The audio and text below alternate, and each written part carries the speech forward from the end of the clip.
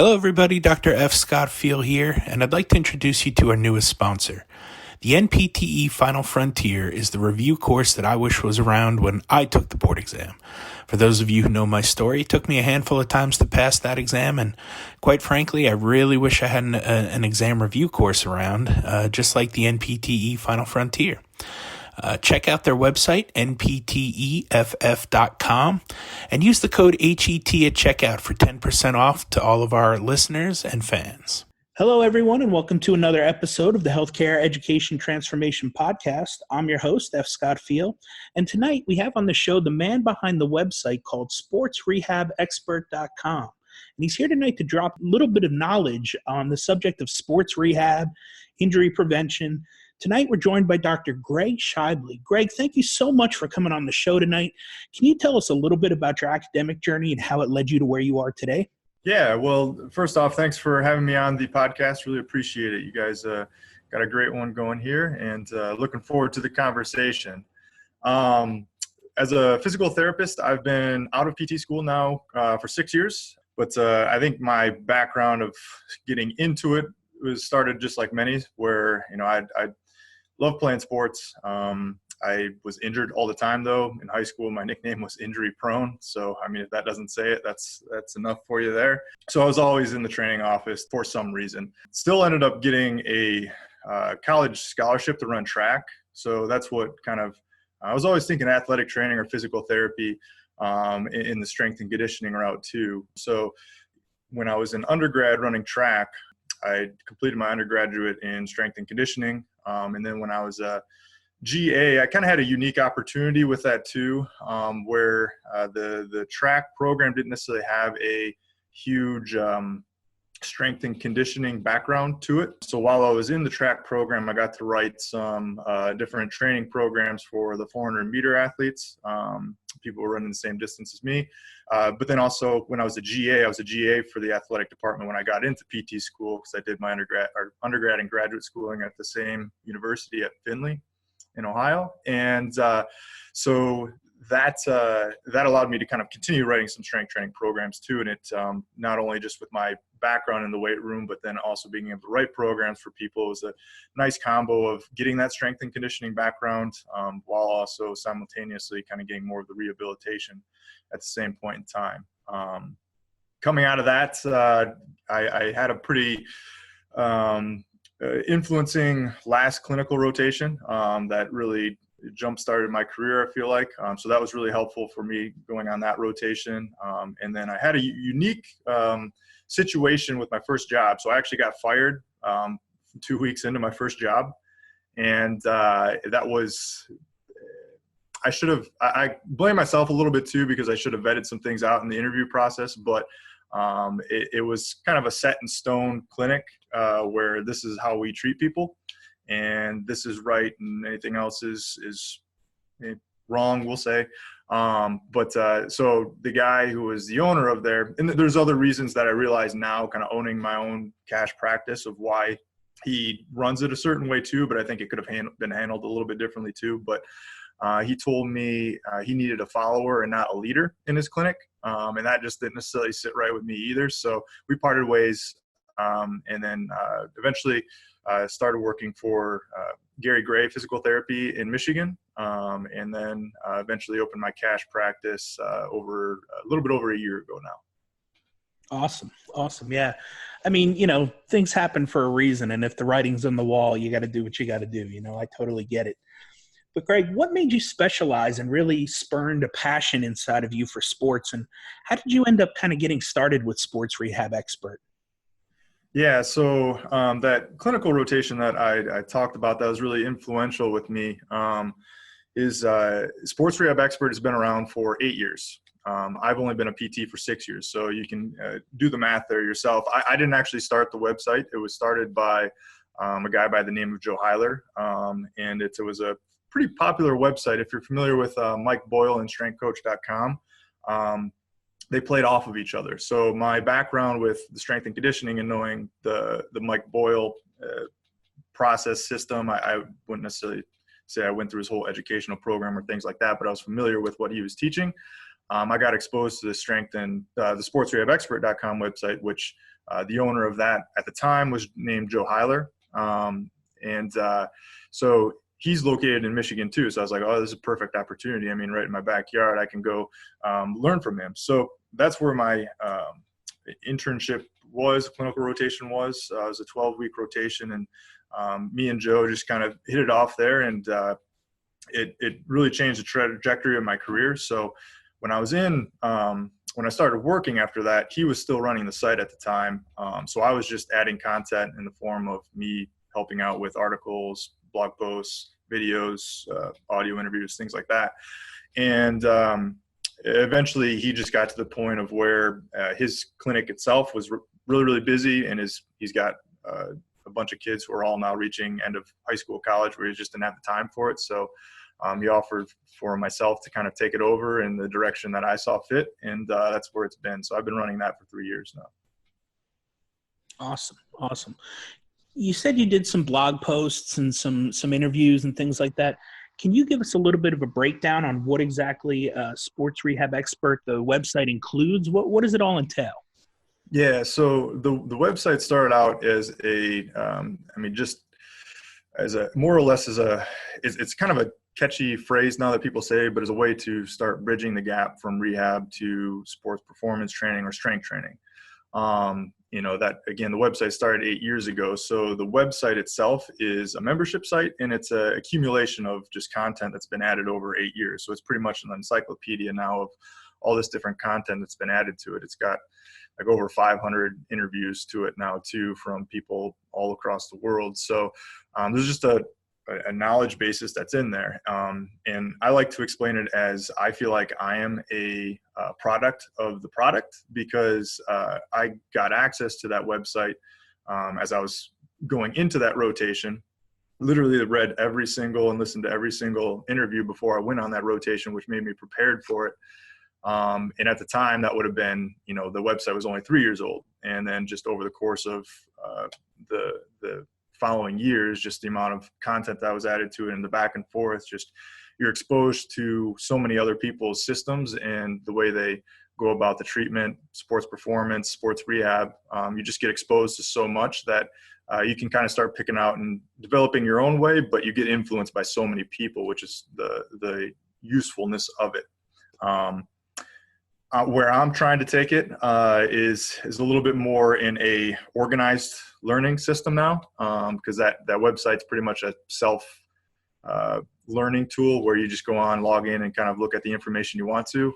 So I'm working on a sports rehab expert certification, actually, that is a little bit more systematic and organized into what the way I go about treating athletics, but then also I think when we talk about bridging the gap between rehab and performance, I think a lot of that is talked about from the concept of bringing strength and conditioning into rehabilitation.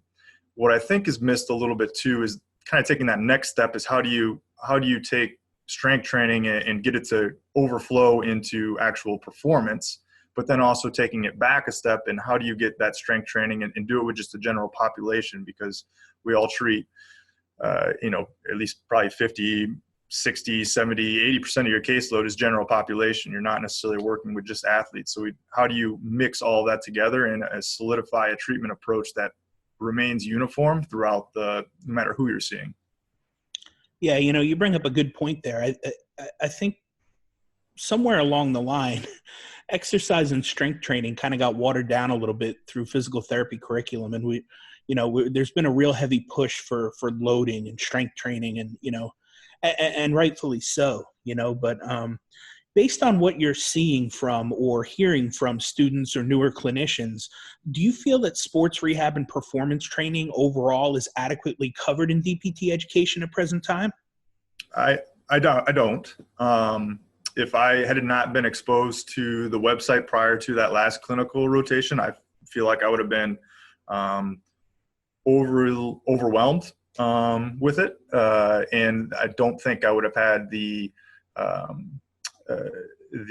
experience that I did from it. So that website, I think, really got me prepared for that specific rotation, which was heavily involved with sports rehab and orthopedic rehab and strength training. So I think there's definitely a big gap there that's not done in education. I think it's becoming more and more aware now, but there's still definitely a gap in what is taught in physical therapy school, but also, to some extent, the application process, because in strength and conditioning too, I said my background was in that in undergrad. So, I had some exposure to writing some strength training programs and strength and conditioning classes and taking my CSCS before becoming a PT.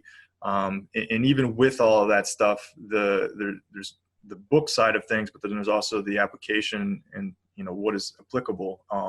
And that's missed out even in the strength and conditioning field, I feel like. So to answer the question as a whole, I do think it's pretty limited right now. Yeah, I would agree with you on that, and from a bigger picture standpoint, it's not completely the university's fault, right? They've only got so much time to cram in everything they need to get people ready for the board exam. So I get it. And I'm going way back here, but when I went through PT school, it was a master's program, and sports was an option. You could take it as an optional course if you wanted to, but it wasn't required by any means.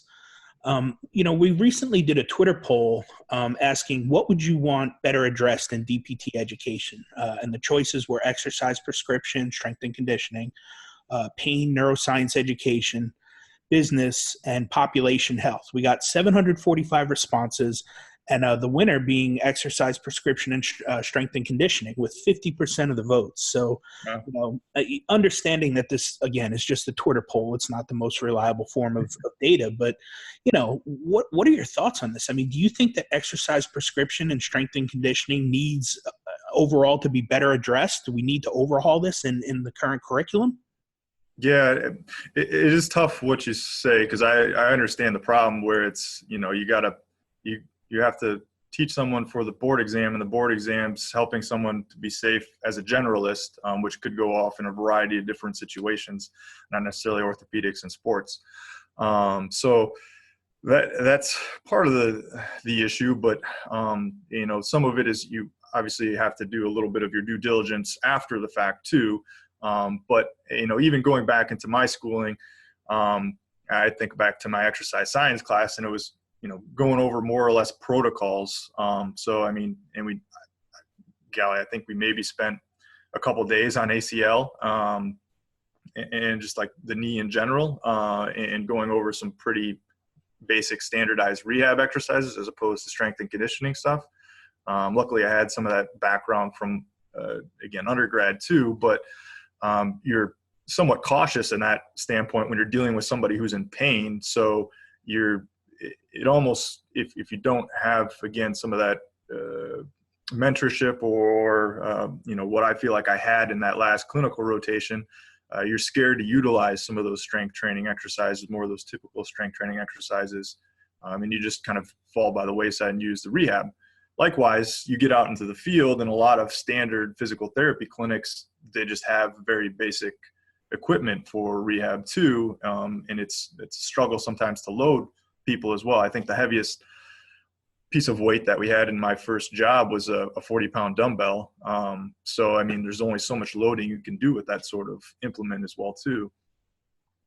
So there's a lot of problems that are kind of presenting, and I do think it's becoming more and more prevalent, and it's starting to change, and we're starting to see that in some of the clinics too, having more of those implements. But it just spending longer time going over exercise form, technique, and teaching somebody, because that's the other aspect too. You could say, squats are good for this particular person, but how do you teach someone how to squat with all the different body types, all the different comorbidities that someone could have? That takes a skill to be able to do that. And the different pain presentations someone has too. How do you modify a certain activity? I mean, taking that a step further too, even like a cardiopulmonary class that I took, I mean, that was all about reading EKGs. Whereas, there's a strength and conditioning side to that too. Whereas, what are the different energy systems that you're training when you're using certain rep schemes and circuit training and rest intervals and things of that nature? Where I think that was totally missed out on in the cardiopulmonary class. Obviously, again, you got to get somebody prepared for a test, and those EKGs are something that could be on the test. But, that's something that wasn't even touched on at all in my schooling.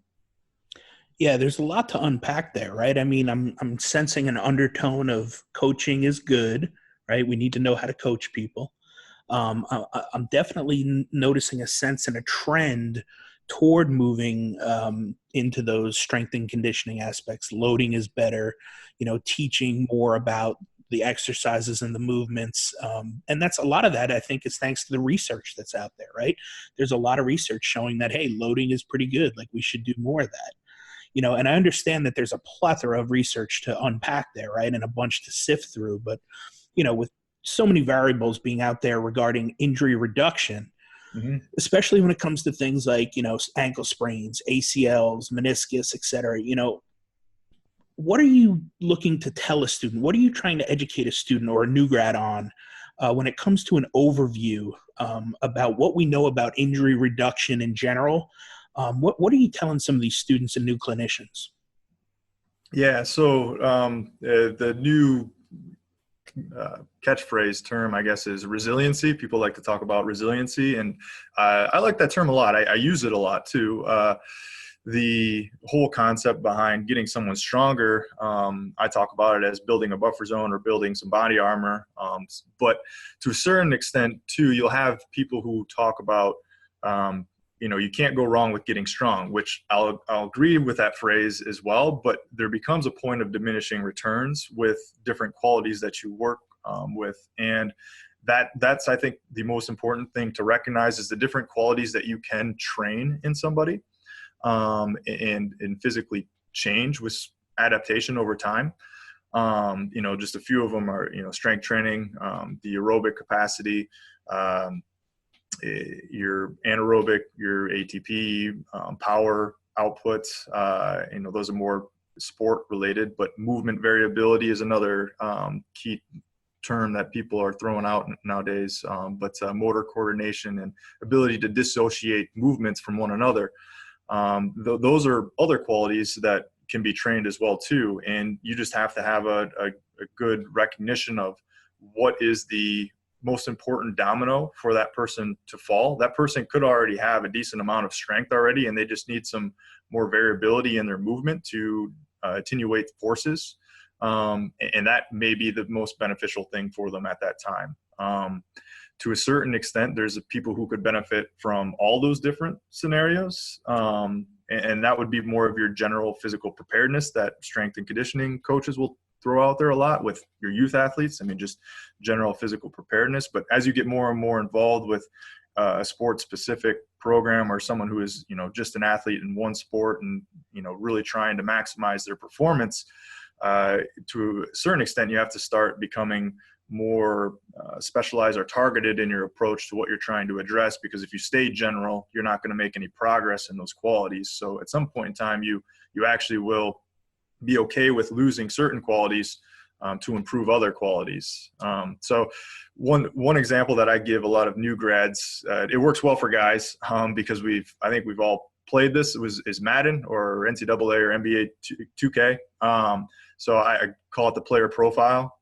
When you go into create a player, you have all these attributes that the player has, and but if you're creating a player, you only got so many points that you can distribute these attributes with. And when you say you make someone really, really fast for your football team, well, that person's probably going to be lacking in the strength department.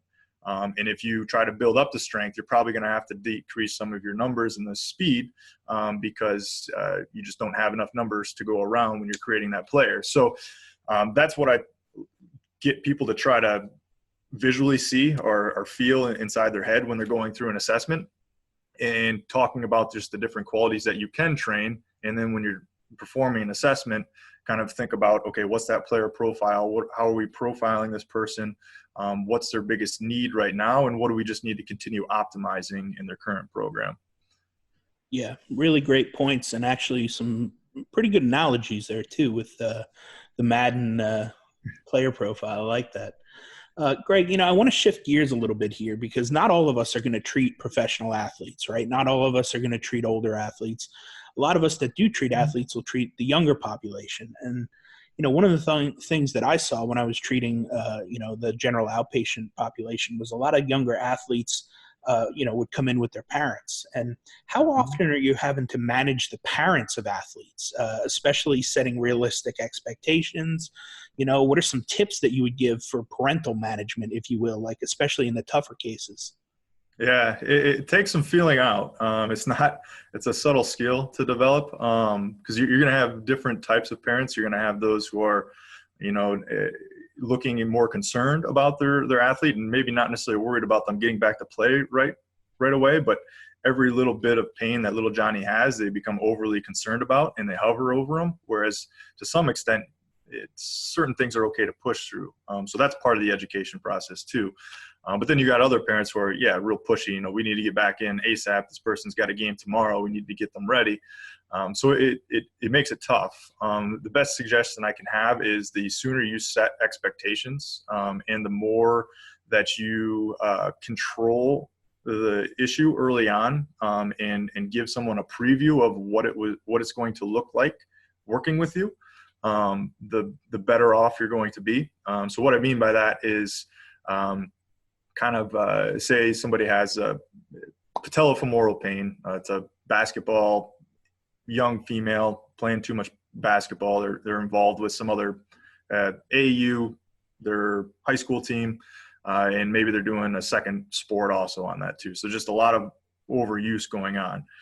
But they need some general physical preparedness as well too. So that's a difficult scenario where you have to build some strength up, but also in their sport, they're loading too much. So I like to use analogies as far as, what's okay to push through and what's not okay. So I use, some people may be familiar with it, but a red light, green light, yellow light analogy, and just giving people reason, okay, this is a yellow light. If these things happen, it's okay to start working through it, and it's okay to keep playing your sport. But if it turns into this red light scenario, then we got to start reducing some variables and eliminating some things too. So I don't try to take away their sport immediately, because that's something that they obviously don't want, and they're afraid to come to people sometimes because of that.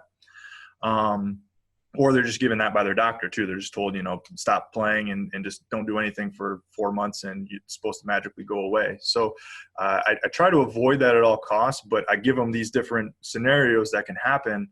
And depending on how it goes, that's the adjustment. So they're already forewarned of what could happen. And then I'll also give them precedence of, this is our first goal. This is what we need to achieve. And if anything you're doing outside of that is harming that first goal, and we can't achieve it because of, say, there's too much volume going on with practice and different sports and things of that nature, then we're going to have to reel some things back a little bit so that you can achieve this goal and keep making progress too. So setting expectations early, and then giving them, not necessarily telling them this is absolutely what's going to happen 100%, but showing them different routes that may occur during this process, because we're not able to predict the whole process 100%. I won't admit to that, and nobody should, but at least you're painting a picture of different scenarios that could happen so they're prepared for it if it does. Yeah, some really great tools. And I think one of the common themes we're hearing tonight is analogy. Teaching is all about being able to, get knowledge from one area to the other through storytelling, usually, and analogies. So, I think those work really well. What are some of the common mistakes or errors or pitfalls that you see, PTs or providers doing when it comes to performance training with their athletes? What are some things that we should try to avoid that you're seeing out there? Yeah, that's a good question. And I've made my fair share of some of these. So I think it's getting caught up too much in just one thing is going to be the solution for it. So I think a lot of people will feel that, this one manual therapy trick is going to help everybody out. When realistically, it may not be manual therapy that helps anybody out or that specific case out. Same thing with strength training. People go all in on, again, there's nothing wrong with getting strong, but people will take that too literally, and that's all that they do. And sometimes there's other qualities that you got to work on the individual too. So it's being well-rounded, which is ironic because we talk about being a specialist all the time. But being well-rounded, I think is important for a rehabilitation professional. We're not surgeon who needs to do something very, very specific, and just limit some of the possibilities of things going wrong. There's so many different potential possibilities that could happen in rehab between all the different injuries and scenarios you're treating. You have to be a good generalist first before you can specialize in an area. So I think that's first and foremost, to just get really, really well-rounded, and then kind of start trying to pick your niche if you want to go into a specific niche or something of that nature, because that well-roundedness will help you out first and foremost. The other thing, this may be a little bit of a pet peeve of mine, is sports-specific training. I think it gets tossed around and gets not necessarily used in the way that it's intended. What I mean by that is, say you got a baseball athlete and you're having them do some rotator cuff exercises. Just because you attach a ball to a rope or a TheraBand and do some external rotation at 90 degrees abduction does not make it sports-specific. Sports-specific in the other thing too is we can't be exactly the same as a sport either. So there's nothing we can do in the weight room that's going to simulate a 90-mile-an-hour fastball. So there's got to be some type of middle ground. So where the middle ground is just understanding physics, angles, and just different force concepts, where you're trying to mimic some of the things that happen in sport, albeit knowing that you're going to hit different positions on the force velocity curve that's out there. So don't just, and to like people performing like agility stuff from an ACL tear and say it's a soccer player, just giving them a soccer ball and having them cut with a soccer ball isn't necessarily sport specific in a sense. Yes, they need to be comfortable using the ball and changing direction with the ball at their feet again. But if we're talking about knee valgus and other deceleration issues that the person may have, we actually have to teach that person how to cut properly from a biomechanical standpoint. And sometimes that can be hindered if you put a ball at their feet and you're not actually getting at the root cause because you're trying to be too sport specific at that point in time, if that makes sense. Yeah, I think, again, it kind of goes back to that maybe D1 college athlete to professional level, in that then I could see, very pinpoint specific stuff being used. But, studies are showing now too, specialization at a younger age isn't even that great. So let's just get more general, right? Let's get general strengthening, general cutting and moving, things down. And then we can kind of look to the sport specific the older they go. I like that idea. Greg, what are you looking forward to in the future of sports medicine as far as like technology or treatments, or, what are you seeing coming down the pipeline that you really are excited about? Yeah. I'll be the first to admit I'm probably more of the person who would rather people just, I think we can get overwhelmed with technology sometimes and not necessarily do the basics really, really well. To some extent, I think we need to be careful about how much we do utilize.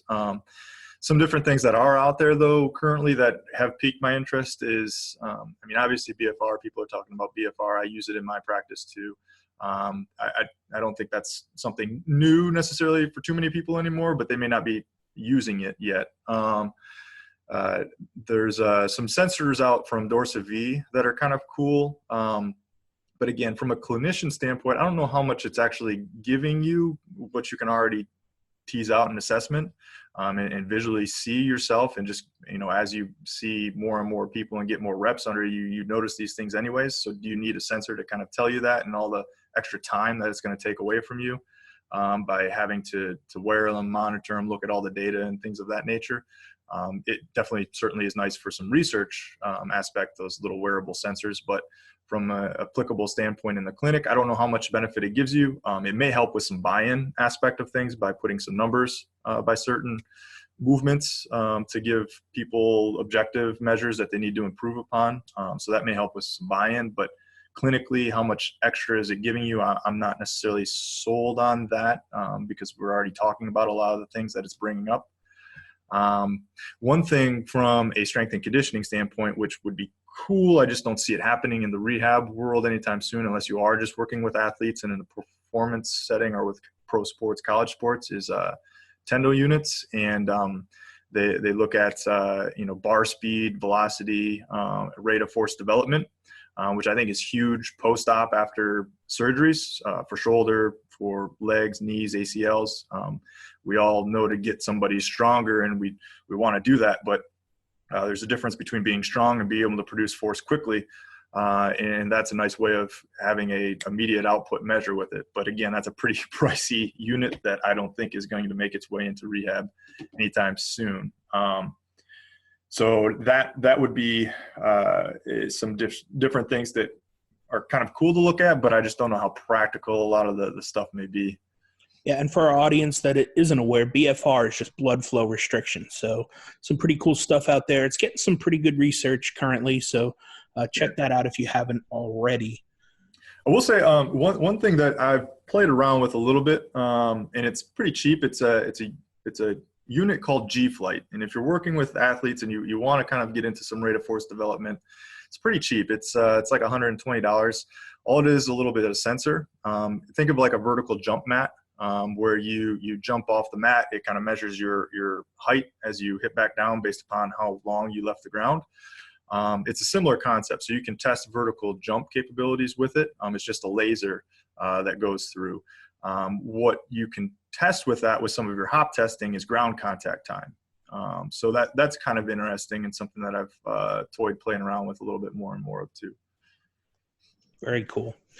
Well, Greg, what would you recommend to a new grad or even someone looking to shift directions in their career into more of a sports background? What would you recommend to somebody looking to change things up and get into that sports world?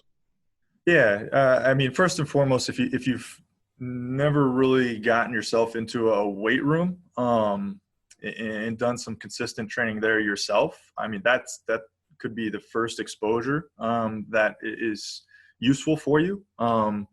Because it teaches you a lot just by training yourself, I feel. So, if you're looking to get into that, that's probably one of the simplest things you can do to get yourself exposed to more of the concepts and then start applying it in your current scenario. The other thing it does too is it gets you a relationship potentially with a gym owner there as well. And, there's a potential referral source right off the bat for you. So it's kind of a two-way street there where, obviously you don't want to go in there guns a-blazing saying, I'm going to be your go-to person right off the bat, get a relationship with that place first, learn some things first, and then maybe offer up some services after that. That's probably that's how my cash practice got started pretty much, quite honestly. So that would be my suggestion right there.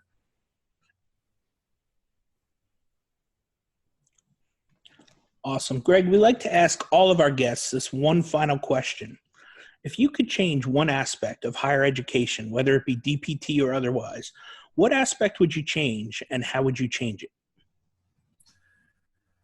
Yeah, I think we hit on it.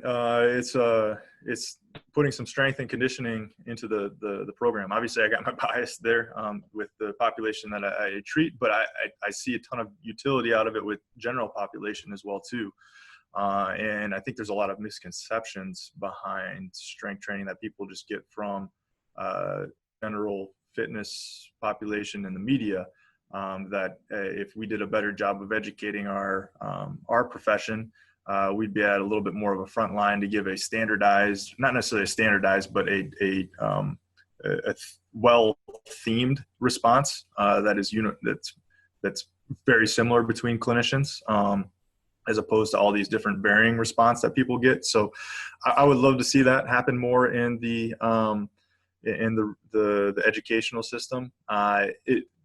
What would be my suggestion to start changing that? I mean, I guess probably if we could somehow get into the people who write the exams and start lobbying for them, including some of that into their exams. I mean, that's the purpose. Kind of, if you look at it in the most simplest aspect, the purpose of school is to help you pass the board exam. So if it's in the board exam, it's going to be covered in school.